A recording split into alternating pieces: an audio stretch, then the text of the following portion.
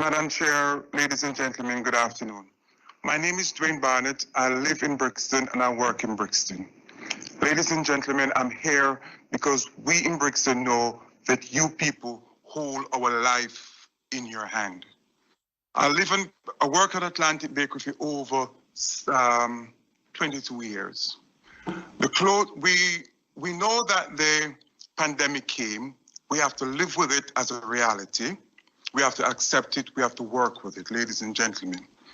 But after the pandemic struck, on Atlantic Road, they brought in the closure of the road. I work on Atlantic Road, and the council can tell you that Atlantic Bakery wasn't the longest bakery in Brixton. I'm nervous talking to you, ladies and gentlemen. It's my first. Bear with me. Ladies and gentlemen, I work in Brixton, and I'm proud to know that I can contribute to the community that is my home. I take it with great pride. I just go back with something that some of you may know. When did the people who wanted to have the demonstration in Brixton, I was one of the people who were able to meet with some of the people. Because one, I take it very personal, ladies and gentlemen in council. When I see people were making an attack on Brixton, you make an attack on Brixton, I take it very personal. When people wanted to have demonstration in Brixton in the night, I said, no way, not on my watch. I go out and I speak with them and I said, you can't do it. We work with them. I said, no, we must listen to the people who are representing us. Let's talk with them. A lot of people in Brixton is saying nobody in Lambeth Council are listening to them. Today, I can leave here and go back to my community and say to them, you are listening because you give me the opportunity to talk. Madam Chair, I even speak to Mr. Mohammed and I brought something to their attention. One, when they block off the Barnett Street to put boxes for people used to park, they put flowers here. We say to them as a community, no. People use the parking place to come into Brixton to shop. If you remove it, where are they going to park?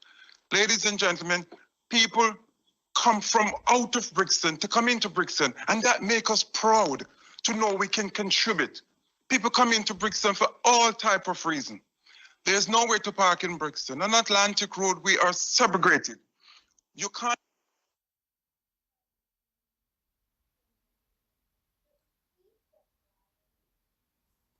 I used to supply, for example, King's College Hospital. They used to come to my shop, and I feel very proud when they're coming and boast of the product that we provide. Since the closing of the road, I don't have that anymore, ladies and gentlemen.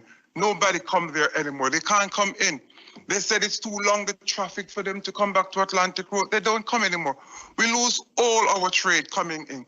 The 5% trade that we have, ladies and gentlemen, the footfall from the little part in Brixton, that cannot survive for us in Brixton to survive. I have rent to pay, bills to pay. I have letters from Lambeth Council, even to yesterday, from a council tax for the business rate and things like that. We can't survive. Ladies and gentlemen, I sit before you and I'm going to share something personal with you, ladies and gentlemen. I take no pride to share it with you. Last Thursday, I attempted to commit suicide. One, when I realized I couldn't pay my rent, pay my bills. And I said to myself, I failed because Atlantic Bakery is now going to close on my watch. And on my way to the train station to commit suicide, an elderly lady said to me, when I was going, I was out of this world. She said to me, oh, you're from the red shop? And I said, yes. She said, oh, thank you for the thing that you make for my grandson, but never had it before. He loved it, I'm coming back. When she said it to me, I felt like a cold water throw on me, and I turned back. That was the reason why, ladies and gentlemen, I'm here today. I was so frustrated, so frustrated. We speak to everybody. Since the closure of the road, ladies and gentlemen, there is no more trade coming in. Ladies and gentlemen, there's a lady who came when they were put in the box, and I challenged her with all the people around us. I said before that, ladies and gentlemen, Thames Water used to come to Atlantic Road every minute to clear the drain because one, People were not disposing of the oil properly. They were disposing it into the drain, ladies and gentlemen, right? And I said to them, the trucks are not coming in. I am the only one on Atlantic Road can show Lambeth Council, yes, my oil have been disposed properly. One, because I take it on my back and take it way down to meet the truck. They're not coming up on Atlantic Road anymore because the road is closed. They say not getting ticket. Traders coming in, they're not coming up, ladies and gentlemen, because at the stoplight coming up, nobody is coming up. All of us on that road are suffering. Ladies and gentlemen, I know a lot of business people in Lambeth, in Brixton is saying they can't trust you people. And I'm saying the truth because you're not listening to them. Today, I can leave here and go back to my community and say to them, you're wrong, because Lambeth Council give me the opportunity to say to them. Ladies and gentlemen, I'm just saying to you, you sit here, I know your jobs are hard, I listen to all the debate that you have, but ladies and gentlemen, our life is in your hand. Some of us have nothing else. I hold the bank, ladies and gentlemen.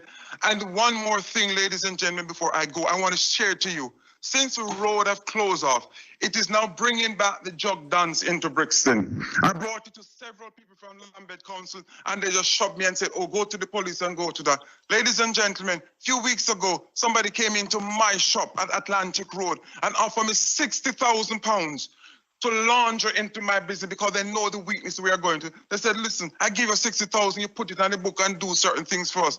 And I said, no, I said, listen, I'm too old to go to prison now. And people are taking the weakness that is happening here. Ladies and gentlemen, I brought it to several people at Lambeth Council saying, since the road closure is at Atlantic Road now, in the evening, I challenge any of you to go there on a Friday afternoon and you see what is happening. There's two. I work at 67 Atlantic Road with pride. And I'm saying to you, ladies and gentlemen, if you go there now, you will see two different sets of jug done breeding up right there since the road closed. You know why? It's quiet now. Nobody driving through. I'm going to stop you there. You've run a bit over time, so yeah. Thank you very much. And I'm now going to bring in. Talks about has to be based. Schemes like these need to be based on the strongest possible evidence. And then at the end, we have the background documents, but there is no research in any of these background documents that challenges the principle of LTNs, that challenges the basis on which LTNs are supposed to reduce traffic. So specifically, when I look at the monitoring and evaluation, it's broken into three parts. Monitoring and evaluation is the third part. And it says at paragraph 5.2, the basis of the report is about the research. It is founded on research conducted by Professor Aldred and Goodman in 2020 in their reports, and that forms all the list at the back. And it says this at paragraph 5.2 on page 20 of the report. It says, data from Waltham Forest, where LTN-style measures were first announced in 2014, show that car ownership fell by around 7% within 3 years of the schemes being implemented. Now, in the LCC document, A Guide to Low Traffic Neighbourhoods, they say that the figure is actually 15%. They say around 15% of displaced traffic disappeared from the area entirely, talking about Waltham Forest. Now, if you look at the Scoot data, which is the TfL data, it's just collected by independently, it shows that congestion increased by 25.7% between 2015, when the Mini Holland LTN scheme began, and 2020. And in the same period, it fell that the borough fell 16 places in the air quality rankings. And that data was collected by Scoot. You can get it from December 2015 to December 2019, October to December 2020. So these academic studies by Professor Aldred, which I think Councillor Mary Atkins even mentioned, are clearly, the data that's collected is clearly problematic. And how Professor Aldred did this was that she cited London-wide traffic patterns instead of those for the borough of Waltham Forest themselves. And the reality is that there was an increase of 4% across London, far less than the boundary roads in Waltham Forest, which were 11% and 28%. So this whole report is founded on a method of collecting data which is painfully incorrect, partial, and not objective. Professor Aldred herself was a chair of the London Sighting Campaign, which we know have been talking to all London councils that have implemented the LTNs for many years. So my point is this, is that fundamentally this report cannot be trustworthy, it cannot be taken seriously, because it's based on data which no proper academic at any proper university would consider valid.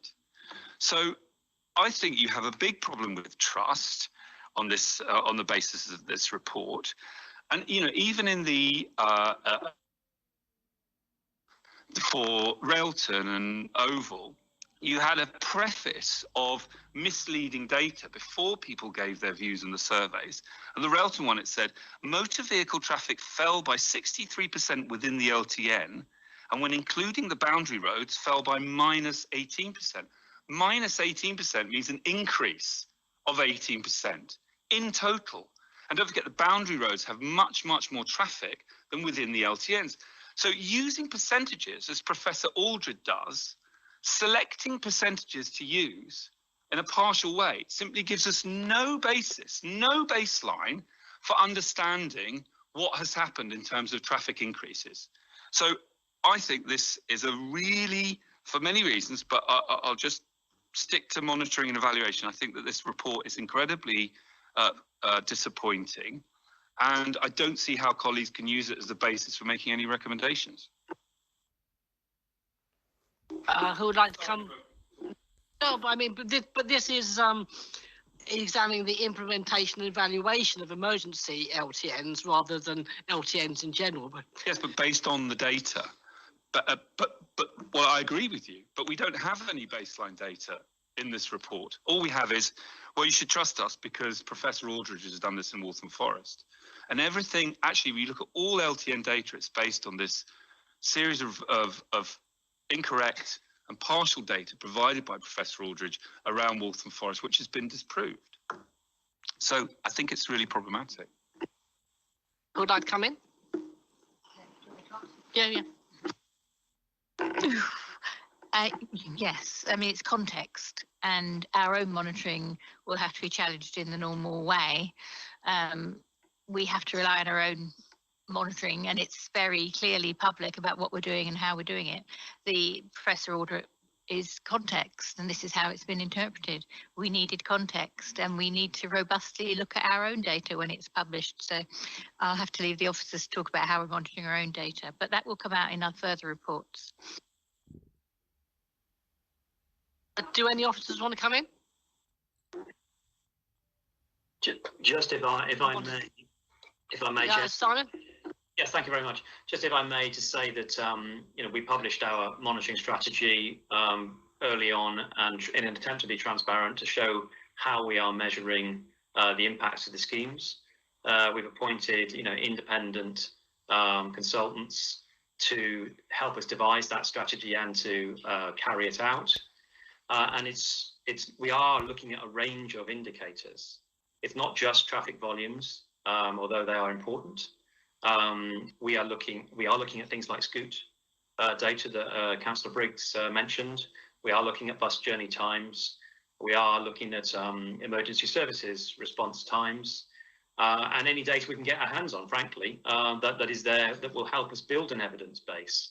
We are contributing to that evidence base. Following comments. We need a strategic overview. I'm going to disappoint you slightly.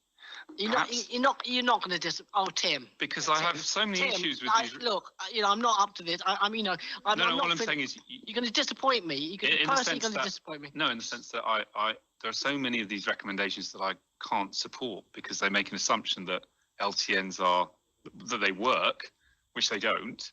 I'm not quite sure where to start, because obviously you want to get through and make progress, but. Let me go through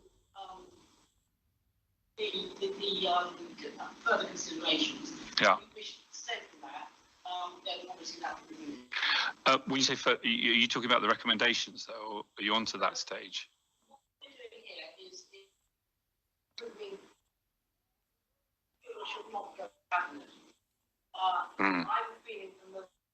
The mood of the meeting that most people here want to approve the report from presentation to Cabinet, subject to a number of considerations. I'm spelling those out now, okay. and if people want to disagree or not, they can, but people can decide to dissent or not, as the case may be. Thank you. As I said, to approve the report of presentation to Cabinet, subject to consideration of the following comments. We need a strategic overview of the implementation of the LTNs and how similar interventions can be implemented, especially relating to the health impact based on sound evidence. We need to ensure that local people are listened to and seek to resolve conflict and disagreement with them, to ensure the needs of disabled people are met, and to ensure that the voice of business is also heard and responded to. And that communication channels should be used effectively across council to ensure residents are informed and their views fully taken on board. So, any amendment to that? So, Councillor Atkins, when you say businesses should be listened to, I mean, it's quite vague. I mean, we're allowing the Cabinet quite a broad recommendation. I mean, we've heard from one gentleman tonight that his business is going under. So, you know, businesses should be listened to. Well, great, but, you know, when are they going to get rid of the LTN? You know, when are they going to open the road so his business can come back to life? That's the object of the consultation and making sure that local residents are involved in that. Mary? Just a point of information. When a commission goes to Cabinet, it has an action plan attached to it. So the officers respond to the recommendations, and then it's the complete package that goes to the Cabinet. So the recommendations are then, there's a kind of action against them. So this is not the kind of final iteration of yes, but they will be accepted or rejected by the officers. Okay, are people happy with those recommendations, or are there some amendments? Jonathan? If I could just rephrase the one on conflict, I'm trying to find a good phrase. I mean, that the council would proactively explore ways, a broader range of ways of addressing conflict around other issues as well. So I'm trying to beef it up just.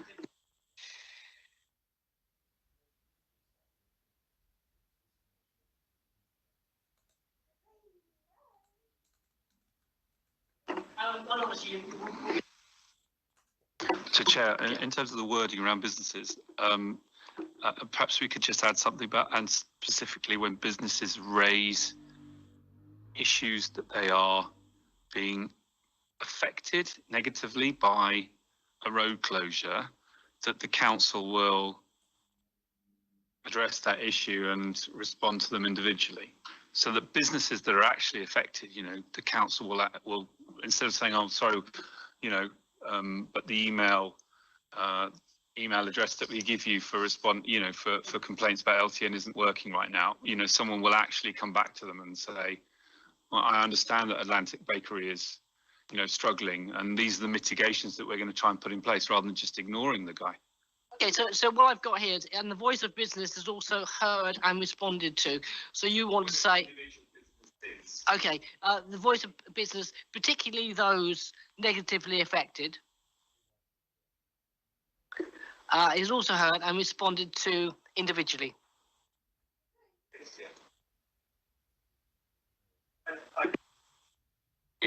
I don't know if it's appropriate to say individually. I thought there was something sensible about the opportunity for mitigations to be set out at some stage where it's considered to have an impact. I mean, I thought Dwayne's, you know, testimony was very powerful, and I think there's a case to be made that if there is a feeling that businesses are impacted, the question should be addressed, what council is doing to support them if they are negatively impacted. I don't think that needs to be set out in great detail, but I think it's worth us considering in our recommendations. Well, I'm not sure his business is going to be around that long, Councillor Donnelly. I mean, I think we have to be very specific about what support we can provide. I mean, I hear what you're saying. You're saying, well, you know, we should do it as more of a procedural, you know, set this out as more of a sort of... No, I'm not. No, I don't want. I'm not talking about businesses receiving financial support. I'm talking about, you know, businesses, the council taking responsibility for what it's doing to these businesses in some way. Debate is around whether we add the respond to individually or not. Those in favour of having individually in there. Those in favour. Those against. Everything this fella said means nothing, because you just said, "Oh, we'll just blend it into the whole recommendation." Tim, please be quiet.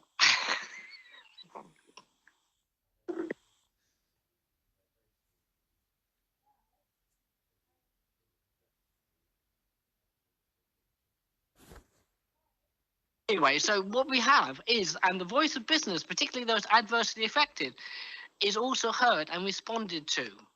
I think most people want to delete individually, so we're happy with that. Yeah. Okay.